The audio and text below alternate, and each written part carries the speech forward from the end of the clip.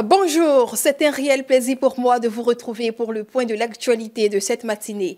Voici les titres de cette édition. Lomé au Togo est la capitale du développement de l'UEMOA pour 2 jours. On vous dit tout dans ce journal. À Abobo, la quiétude des riverains de la cité Concorde est sous menace. Le ministre de l'Assainissement rassure. Les détails dans quelques instants.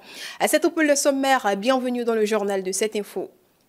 C'est une initiative d'envergure portée par la Banque ouest-africaine de développement, réunie à Lomé. Les acteurs publics, privés et institutionnels des 8 pays de l'UEMOA entament une réflexion stratégique sur les mécanismes de financement du développement durable.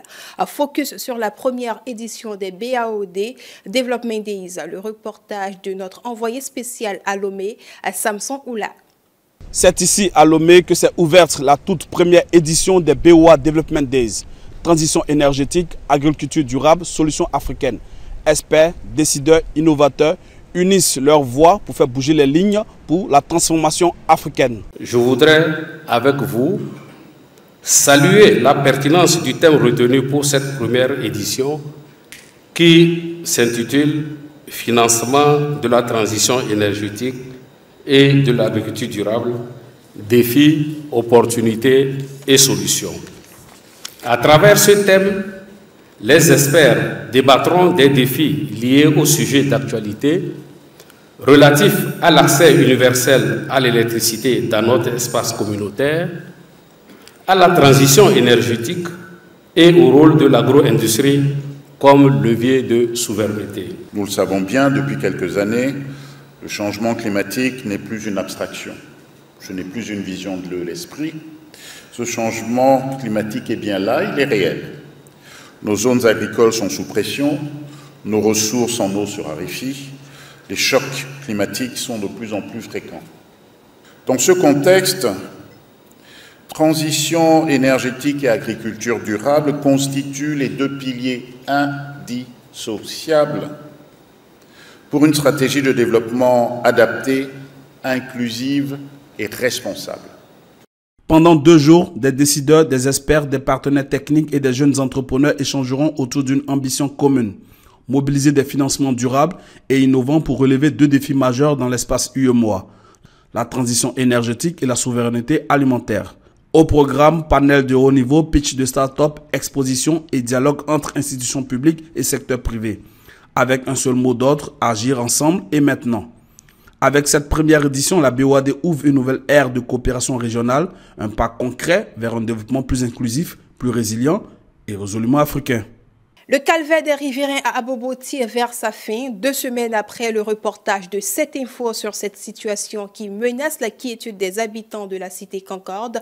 Le ministre Fofana Boaké s'est rendu sur les lieux. Des explications de Kari Jafani. C'est dans l'après-midi du mercredi, accompagné de ses proches collaborateurs, que Boaké Fofana, ministre de l'Hydraulique, de l'Assainissement et de la Salubrité, s'est rendu dans la cité Concorde d'Abobo, où il y a un ravin qui représente une menace croissante pour les habitants. Entre risques d'érosion et inondations récurrentes, la situation inquiète. Ce qui se passe, c'est un phénomène naturel. On a fait ce qu'il fallait faire au plan technique. On a fait étudier la situation. On a une ébauche de solution, mais on va aller par étapes. D'abord, c'est une solution provisoire pour sauver les maisons qui sont en première ligne, pour empêcher, pour arrêter l'évolution de l'érosion. Lors de cette visite de terrain, le ministre a également fait une escale dans le quartier Fondation Engrais, où il a pu constater l'état d'avancement des travaux d'assainissement en cours. Vous serez venu ici à 2, 3, 4 ans, en saison de pluie, même la clôture, vous ne la verriez pas. On avait des hauteurs d'eau de 2 mètres de poussière, ce qui a fait que même les immeubles qui sont autour ont été désaffectés parce que c'était impossible. Sur ce projet du PARU, qui est un projet cofinancé par la Banque mondiale, nous avons commencé à vraiment attaquer ce problème. Aujourd'hui, nous sommes en début de travaux, ce n'est pas encore terminé.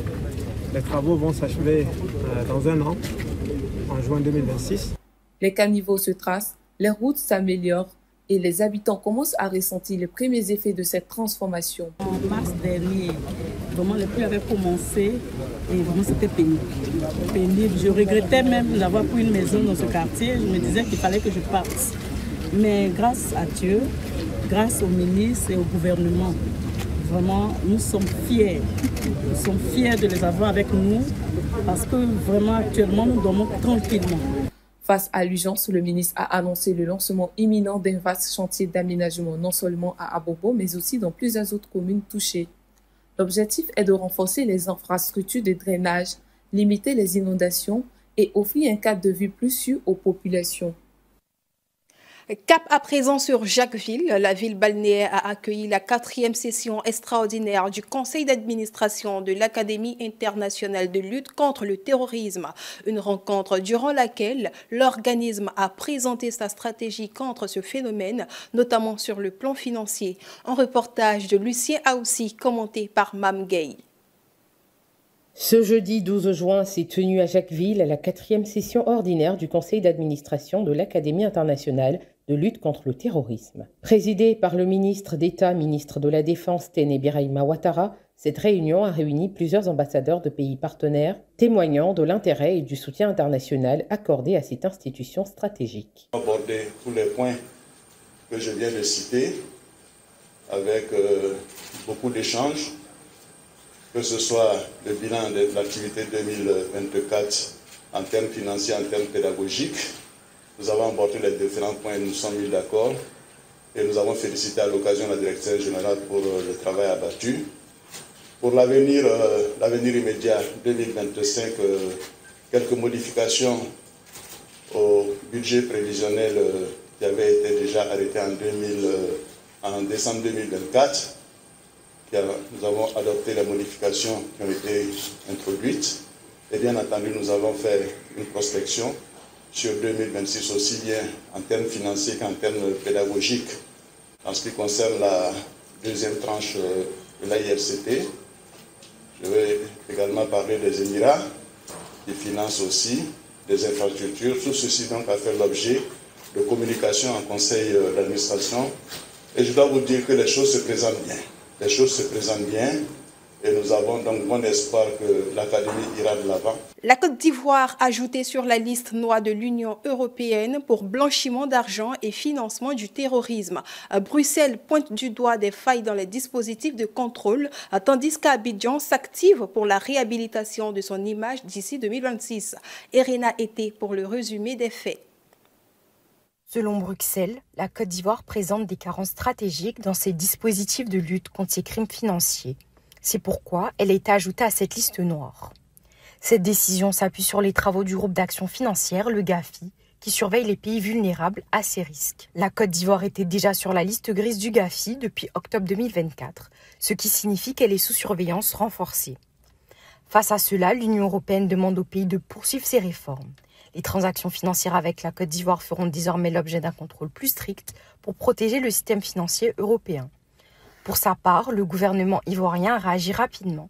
Il a mis en place un comité technique et adopté un plan d'action en 14 mesures pour renforcer ses contrôles et améliorer ses dispositifs.